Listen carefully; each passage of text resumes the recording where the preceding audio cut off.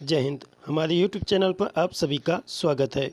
दोस्तों, आज के इस वीडियो में हम डिस्कस करेंगे हिस्ट्री के कुछ महत्वपूर्ण प्रश्नों के बारे में। तो चलिए वीडियो को शुरू करते हैं। ये क्वेश्चन आपके सभी एग्जाम में पूछे जाते हैं।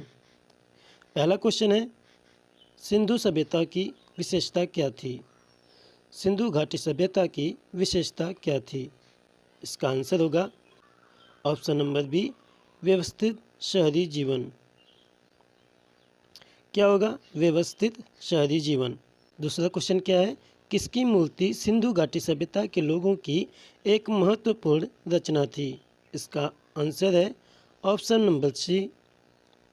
नंबर सी, नर्तकी की मूर्ति। नर्तकी की मूर्ति कहाँ से मिली थी? मोहनजोदाड़ो से। ये रचना काफ़ी इम्पोर्टेंट है।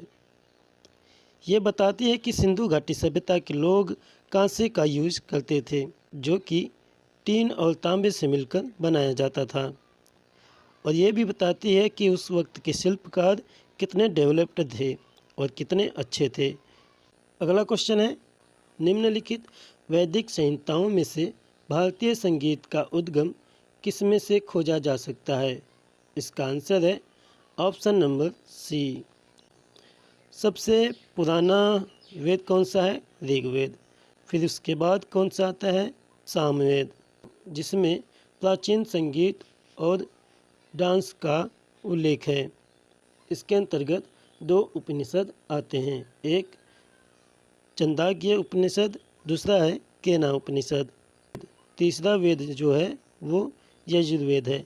इसके अंतर्गत वर्शिप नॉलेज आता है। और लास्ट है अथर्ववेद। चौथा कौन सा वेद है? अथर्ववेद।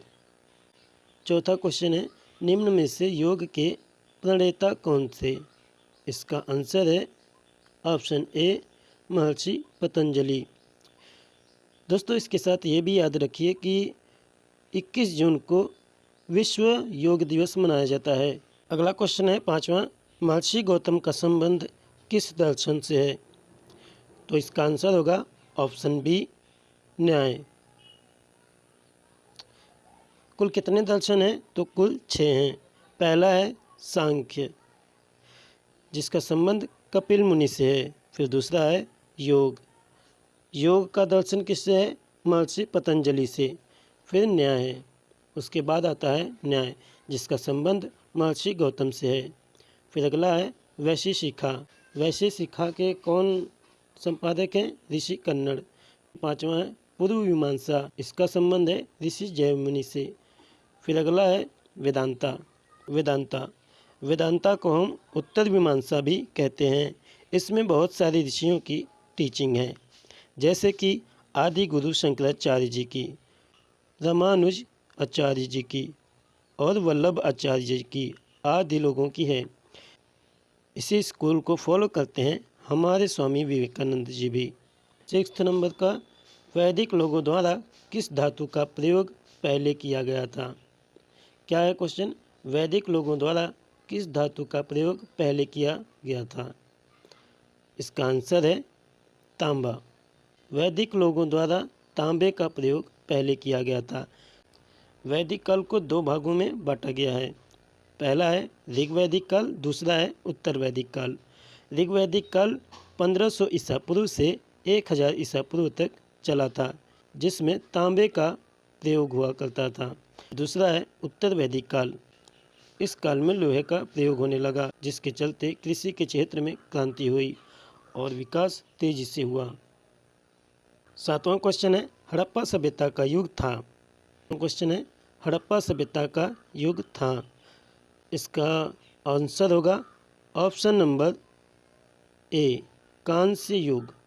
कौन सा होगा? ऑप्शन नंबर ए, कांस्य युग। कांसा में टिन और तांबे का प्रयोग किया गया था, जिसके प्रयोग से मूर्ति और बर्तन बनाए जाते थे। इसे हम ब्रॉन्ज स्टेज भी कहते थे, ब्रॉन्ज स्टेज सिविलाइजेशन। अगला क्वेश्चन है, भारत में सबसे पहले खोजा गया शहर था। इसका आंसर है option number B, Harappa. Harappa शहर की खोज 1921 में दयाराम साहनी ने किया था। फिर उसके बाद मोहनजोदाड़ो शहर की खोज हुई फिर इसके बाद राखीगढ़ी, धौलावीरा, लोथल आदि शहरों की खोज हुई। हड़प्पा सभ्यता भारत में 4000 साल पहले थी, जो कि एक नगरीय सभ्यता थी। 9वां क्वेश्चन है, संस्कृत भाषा का पहला व्याकरणकर्ता कौन था?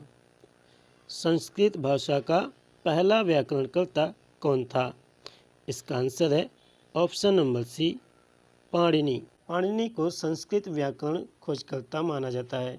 अब बात करते हैं कल्हड़ की, तो कल्हड़ राजतरंगिणी के लेखक थे, जो कि 11वीं सेंचुरी में लिखी गई थी। इसे बहुत ऑथेंटिक माना जाता है। बात करते हैं मैत्रेय की। मैत्रेय को फ्यूचर बुद्धा भी कहा जाता है। पाणिनि की बात करें, पाणिनि ने अष्टाध्यायी की रचना की, जो कि एक प्रसिद्ध है। इसके अलावा पाणिनि ने संस्कृत भाषा के व्याकरण का खोज किया था, और इसी के साथ ही अष्टाध्यायी इनकी रचना, जो कि बहुत ही प्रसिद्ध है, जिसमें ध्वन्यात्मकता और व्याकरण के नियम लिखे गए हैं। कालिदास एक महान लेखक हैं, जिनके 2 पुस्तक बहुत प्रसिद्ध हैं। पहला है अभिज्ञान, दूसरा है शाकुंतलम। अगला क्वेश्चन है 10वें नंबर का, पंचतंत्र के लेखक कौन हैं? पंचतंत्र के लेखक कौन हैं? इसका आंसर है option number D, Vishnu Sharma. Panchatantra के लेखक कौन है? विष्णु शर्मा। वेदव्यास किसके लेखक हैं? तो वेदव्यास जी महाभारत के लेखक हैं। और वाल्मीकि लेखक हैं रामायण के। यहाँ पर बात करें तुलसीदास की, तो तुलसीदास लेखक हैं किसके? रामचरितमानस के।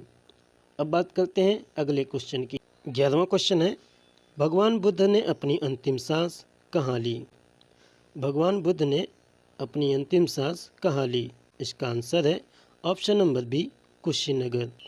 भगवान बुद्ध ने अपनी अंतिम सांस कुशीनगर, यूपी में हिरण्यवती नदी के तट पर लिया था।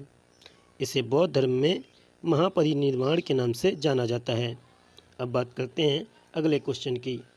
अगला क्वेश्चन है, वह शासक कौन था जिसने राज सिंहासन पर बैठने के लिए अपने पिता बिंबिसार की हत्या कर दी? वह शासक कौन था जिसने राज सिंहासन पर बैठने के लिए अपने पिता बिंबिसार की हत्या की थी? इसका आंसर है ऑप्शन नंबर डी, अजातशत्रु। राज सिंहासन पर बैठने के लिए अपने पिता की हत्या की थी अजातशत्रु ने, और अजातशत्रु की भी हत्या उसके पुत्र उदयन ने की थी। अजातशत्रु हर एक वंश का शासक था। पाटलिपुत्र को अजातशत्रु ने बनाया था, और उदयन ने उसे अपनी राजधानी बनाया। आज के लिए इतना ही। दोस्तों, वीडियो अच्छी लगी तो वीडियो को लाइक करें, शेयर करें, और ऐसे ही नॉलेजफुल वीडियोस के लिए हमारे यूट्यूब चैनल को सब्सक्राइब करना बिल्कुल ना भूलें। मिलते हैं अगली वीडियो में। धन्यवाद।